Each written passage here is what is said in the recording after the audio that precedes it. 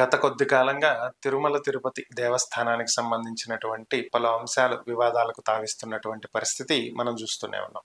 So ఇప్పుడు కూడా మరొక అంశం తెర మీదకి వచ్చింది. ఇదేంటి అంటే టీటీడీ మాజీ చైర్మన్ భూమన కరుణాకర్ రెడ్డి వైసీపీ నేత ఆయన ఒక సోషల్ మీడియాలో ఒక పోస్ట్ పెట్టడం జరిగింది. అలిపిరి దగ్గరలో విష్ణుమూర్తికి చెందినటువంటి ఒక విగ్రహాన్ని అపవిత్రంగా ఈ విధంగా వదిలేశారు అని చెప్పి ఆయన పోస్ట్ పెట్టారు. దీనికి సంబంధించి పలు వివాదాలు తావెత్తినాయి. హిందూ సంస్థలు, ధార్మిక సంస్థలు దీని మీద స్పందించాలని, విష్ణుమూర్తి విగ్రహాన్ని ఇక్కడి నుంచి తరలించాలి అంటూ ఆయన పిలుపునివ్వటం కూడా జరిగింది.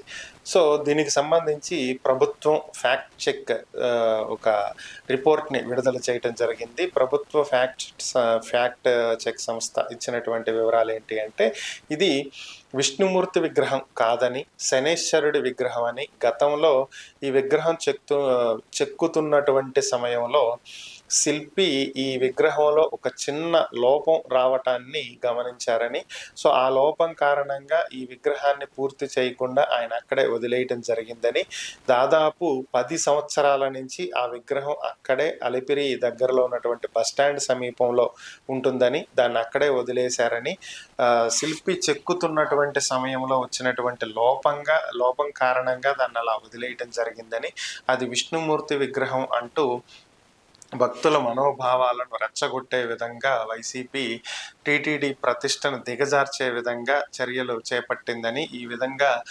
దుష్ప్రచారాలను చేస్తుందంటూ ఫ్యాక్ట్ చెక్ తెలియజేయటం జరిగింది. ఇది విష్ణుమూర్తి విగ్రహం కాదు, శనేశ్వరుడి విగ్రహం అని చెప్పి చెప్తున్నారు. సో ఓవరాల్గా దీనికి సంబంధించి భూమన కరుణాకర్ రెడ్డి మీద కేసు కూడా నమోదు చేస్తున్నట్లుగా సమాచారం.